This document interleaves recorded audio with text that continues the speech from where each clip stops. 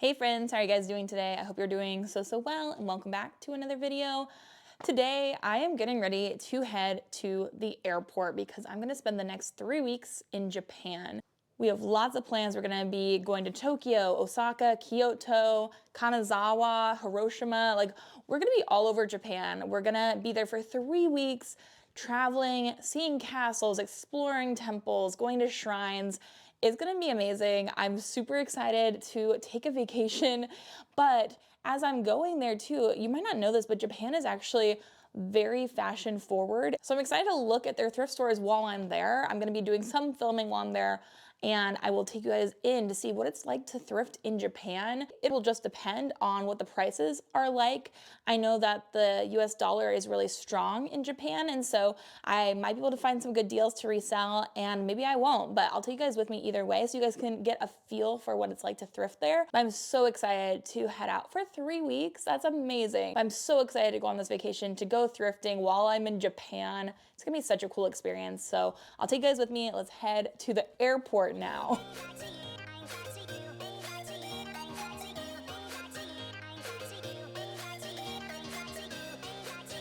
So our first stop of our trip is this first thrift store.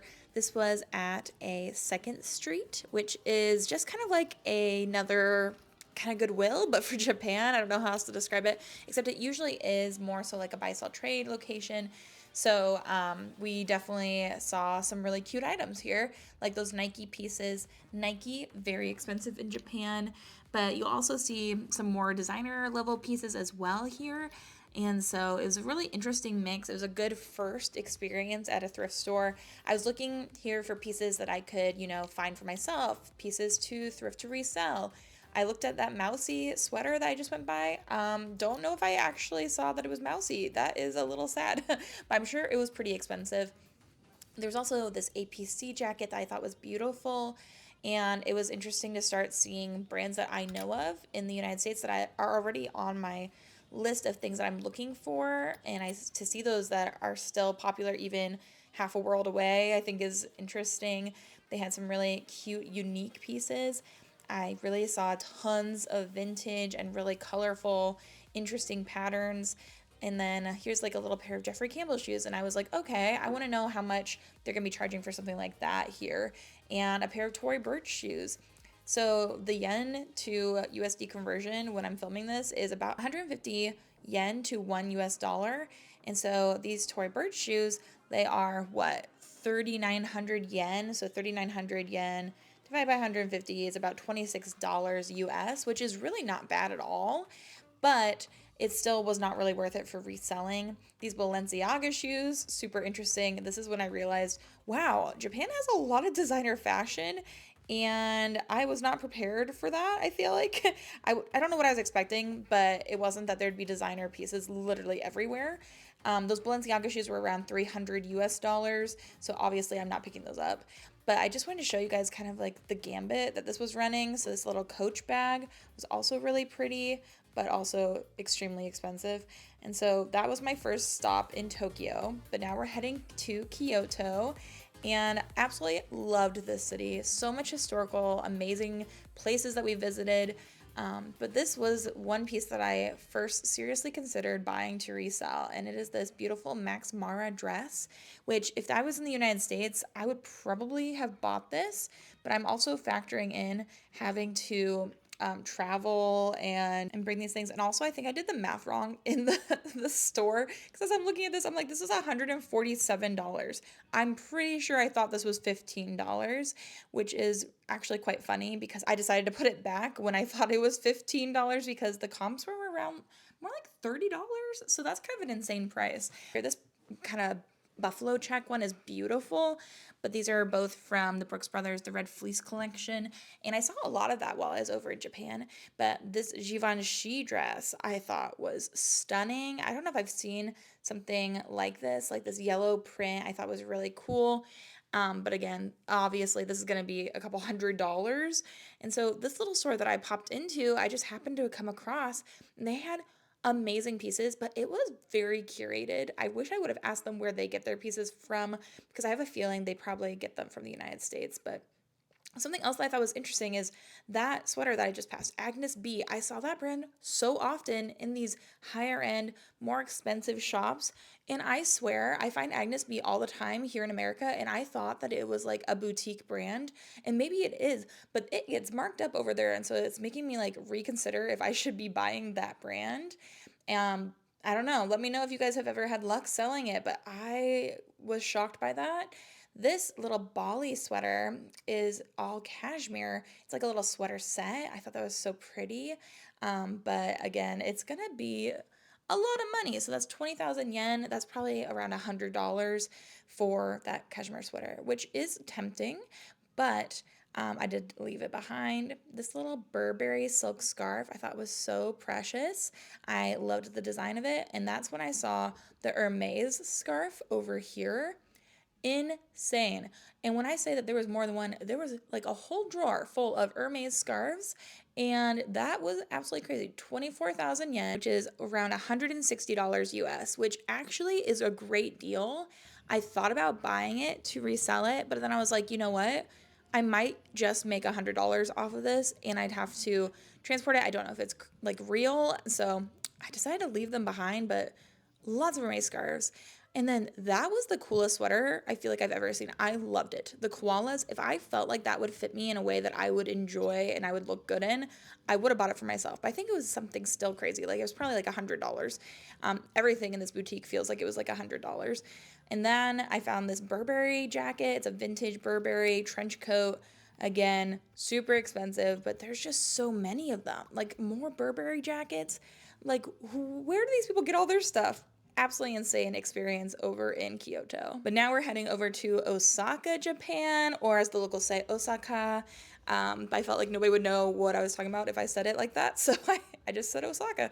But here we are. We're in this second street location, and this one was really close to Dotonbori, which is the kind of iconic, the runner with his arms up is a spot that a lot of people will recognize from Osaka. But this shop was pricey. This is a pair of Balenciaga boots, and holy poop. Everything you know, when you walk in, you see just Balenciaga, a whole wall of like Jordans and Bape and Louis Vuitton. You know it's gonna be expensive. But I was just like not prepared for the prices. And this is a secondhand shop. So I feel like this was like a little bit more higher end because it was in a nice part of town. But you can see here, there's all these different Louis Vuitton bags. There's also this denim Louis Vuitton bag. I thought that was interesting looking. There's just a lot of designer pieces. That's really cool. They have a whole Canada Goose section. Oh, that's cool too. Look at all the bucket hats. Look at the Gucci one. It's super cute. The Coach ones are cute too, the pink one. Oh, that's cool. It's a Moncler, but half of it's denim. That's so neat. This is easier when you're with me, so I can talk to you. Oh, look at these Dr. Martens behind you. What are they? Ooh. Fear of a Black Planet? Undercover Supreme. Oh, they're a collab. They're less than 200 though. I want to know how much the bucket hats are because I feel like those are interesting. 15,000. Oh yeah, that's not. Coach. Oh, it's only Coach and it's 15,000. The Balenciaga hat's cute. Look at those Balenciaga boots out there. I thought those were cute. It's almost $200 probably. Huh? It's really cute. Look at this backpack from Louis Vuitton. Oh, help me. Yep. Things I cannot afford. This is cool. Yeah. There's just so many designer pieces here in this case, and there's cases everywhere. Everywhere had like a little designer section. I was looking at these wallets to see if they'd be more reasonable, and they were less expensive than, you know, larger bags, but still pretty high priced. And that's what I'm gonna see pretty much throughout Japan as a whole in the thrifting, unless I'm just like completely missing all of the amazing hole-in-the-wall places that sell things at really cheap prices. people know what they have. Almost everyone I met like knew about fashion, and it was super interesting. I enjoyed being able to see all these really curated stores with amazing vintage pieces or amazing designer pieces, or just very curated to whatever the vibe was. I wanted to see how much they were charging for Patagonia, and these were all like, that one was like $100, and Patagonia even was really like $60 and above, pretty much everywhere. So that was that second street. But then this is another kind of Plato's Closet-y vibe, like place, another store, a different part of town. And so I wanted to get a feel for this as well. And I felt like on the whole, the style aesthetic was very much so like baggy, oversized, vintage. It was definitely pretty much everywhere I went, I saw so many cool people wearing pieces just like this sweater. This was 7,500 yen, which is around $50. And so a lot of these pieces were going to be definitely more reasonable if you wanted to buy them for yourself, just not as much to resell. I thought this was so cool. This is actually from the same brand as that last piece. I must have a type that I'm looking at, but I thought this was so interesting with all the Australia references on it. And I met so many Australian people in Japan. It was so insane to see how many people were, vacationing or traveling from Australia there. I also met some really nice Japanese people who were going to live in Australia for a time. So there must be some sort of really good relationship between those two countries. Very interesting. But I found so many Australian pieces hiding at all of these different Japanese thrift stores, like that one earlier with all the koalas on it. This one I thought was super cool. It just happened quite often. It was very interesting to note. I loved how they displayed all these scarves, and scarves were also really pretty huge, I felt like, as I was going to all these thrift stores. The Ray Bradleys are here. I wonder if they're expensive or not. Let's think. $16.50. Not expensive. Good. $10. These are cool sweaters, aren't they? All the sweater colors. And really reasonable for yourself. Not as reasonable if you're trying to resell. Definitely harder. Oh, but that's really cool. The snaps. Dale of Norway? Of course it is. Oh my gosh. I'm gonna see how much that is in USD, but I have a feeling it's gonna be like $60. So, well, first I found this sweater. How cool is this? It's Dale of Norway. Oh. Isn't that cool? That's really cool. It's kind of expensive. It's like around $50 USD. Yeah. But this is the coolest sweater I think I've ever found in my life. That's really cool. Isn't that cool? It's Australia themed. And it has different places on it, and then it has the Great Barrier Reef and kangaroos. It's so cool. It's really cool. This one's, I think, around the same price as that one, but I feel like this is so cool. It's really cool. So that was Osaka, but now we're on to Kanazawa, and we had an amazing time here visiting samurai houses and all these cool historic places. And then I finally found some good deals on designer pieces. This little end cap here had a sign that said Louis Vuitton pieces 30,000 yen, which up until this point I had never seen a designer piece for that cheap of a price. 30,000 yen is close to 175-ish US dollars. And so for Louis Vuitton, that's a great price.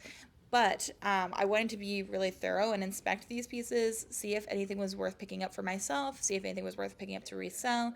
And then you can see you see that I pull out some pieces, I'm trying them on, and I don't want to spoil this for you, but I do end up buying something here. I like both. Like, this one drew me in initially. I just want to be able to claim this.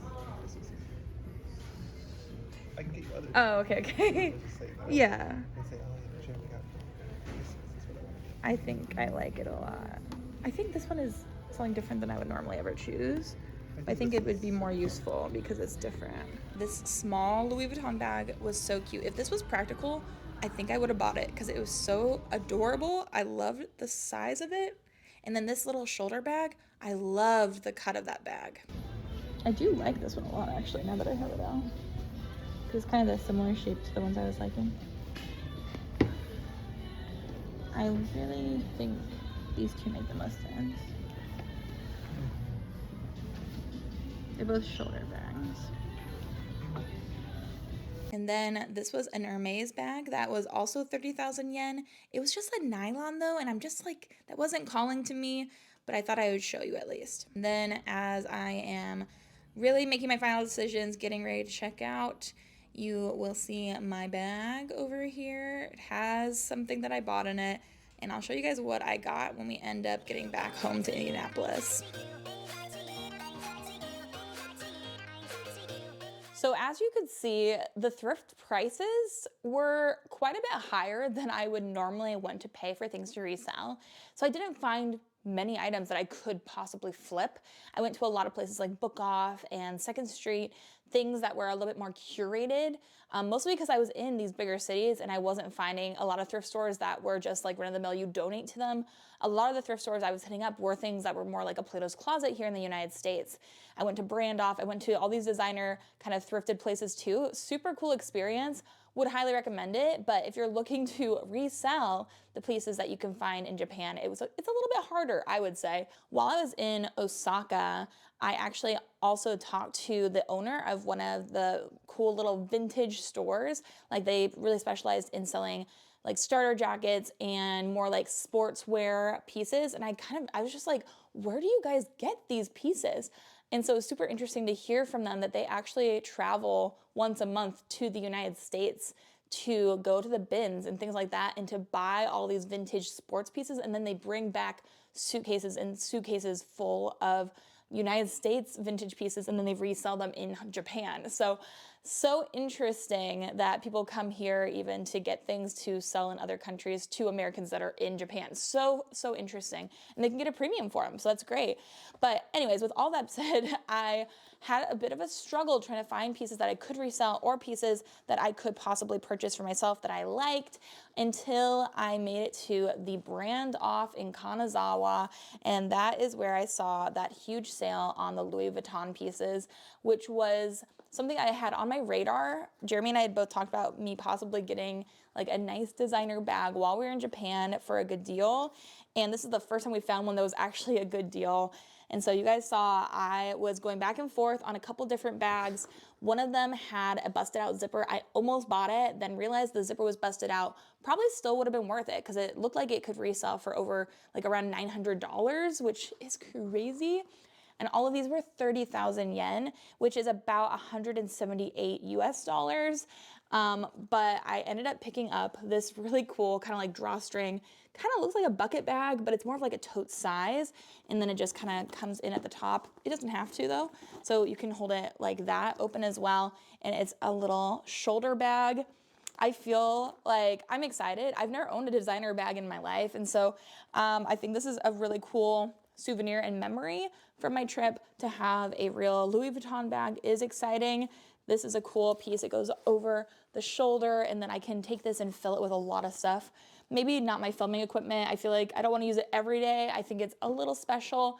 So I decided to pick that up with the intention of using it for myself and then maybe eventually selling it.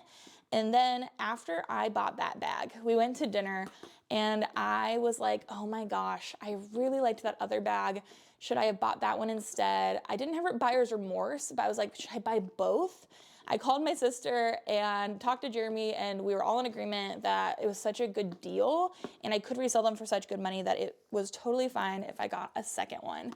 So this one, I'm so glad I went back for because I think this might even be my favorite. It was just so much pressure when you're in that situation, but I got this beautiful crossbody Louis Vuitton bag, and this is what it looks like. It's kind of like a saddlebag looking piece, and it is in really good condition. The only wear to it is this little mark right here from where this metal little clasp hits it.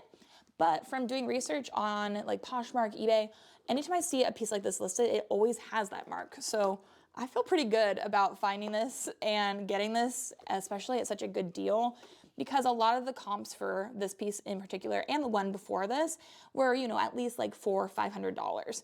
So to get this for under $200, I know when I do eventually, if I want to resell them, I'll be able to make probably a couple $100s in resale value. So that gives me peace of mind because I am the most frugal person I know, and spending almost $200 for a bag feels crazy. But I know people do it all the time, every day, for pieces like Coach and Kate Spade and things that are definitely less designer and just more, you know, everyday kind of designer. Does that make sense? But I thought this was beautiful. It has a little Louis Vuitton zipper on the inside. I love how it folds up right here. And then it also has a pocket here on the back. And so I'm very, very excited about these two bags. I really feel like I actually will use this one, maybe on a daily basis. We'll see. I don't know. I don't want to be too fancy. I'm not that fancy up in here. I did thrift my bags. So those are the two Louis Vuitton bags I got for 30,000 yen a piece, which is a great deal. And then the only other thing I picked up to resell, or just thrifted in general, was this pair of shoes. I was able to grab these for 1,000 yen, which is a great deal. That's around $7 US. And this is a pair of Todd's shoes. And Todd's is a really nice brand, really kind of high quality, higher end. And I have sold a few pairs of Todd's in the past. The most recent pair I found and sold was around $70. It was a pair of boots, but these look like a really classic black patent leather pair of shoes. The bottoms are in impeccable condition. I do feel like I just really noticed the Japanese really take great care of the pieces that they own. And it makes sense to me because, you know, here in America, we have a lot more land in general, but in Japan, a lot of cities have millions of people in them. So a lot of people are living in apartments. And when you live in a smaller space, you have to really be really critical of what you own, and you have to take good care of your items. And so I feel like I was so impressed by the fashion there, but also just by how many very expensive, nice pieces people owned. But it makes sense. They probably own fewer pieces. We in America like to own tons of options, but they have amazing high quality pieces that they can mix and match with their wardrobe. I was so inspired. I'm so inspired by my trip fashion wise too. And super excited to maybe transition even some of my own wardrobe and the things that I pick up to be more of that, more like minimalistic, but minimalistic and chic, kind of quiet luxury aesthetic. I was so impressed. I feel great. I feel great after going to Japan. But I did pick up this pair of shoes. Hopefully we'll be able to sell those for around $50, maybe more. Not that that's gonna pay for my trip by any means, but at least it helped a little bit, you know? So got two amazing designer bags for a pretty good price. Didn't see those prices everywhere in the country, but I'm sure the more rural you get, the better prices you'll see on pieces. I just happened on my trip to only really be in bigger cities until we were like, you know, bullet training through the countryside. Such a cool trip. I had such a great time. If you guys want to hear more about it, I think I might try to share more on Instagram. I thought about making a video here on YouTube. I don't know if people would actually watch it, so we'll see how I feel about that. But those are the pieces I was able to thrift. I hope you guys enjoyed getting to see what the thrifting is like in Japan. Even if I didn't get to pick up a lot, I do feel like it's super interesting to see things like that. And I know that I had so much fun inspecting each location and just learning what the fashion was like in Japan. It was so much fun. I had the best trip of my life. Like, it was such an amazing experience. And I hope to be able to do more things like this in the future and take you guys more along even than I was able to on this trip. It's been a long time since my husband and I have been able to go on a vacation. This is our first international vacation together. We got married in the middle of COVID, so we never really had an opportunity to go abroad until now. And so, yeah, I think it's been fun. Hopefully we'll be going to South Korea with our host daughter GU next year. We'll see. And maybe if you guys like this video, I will do another video like it soon. We'll see how it goes. But if you guys liked this video and liked this concept, then make sure you give today's video a thumbs up and also hit that subscribe button if you want to support my channel. But yeah, I hope you guys enjoyed it. I hope you guys are having an amazing day. I hope you have an amazing rest of your day. And until the next video, bye.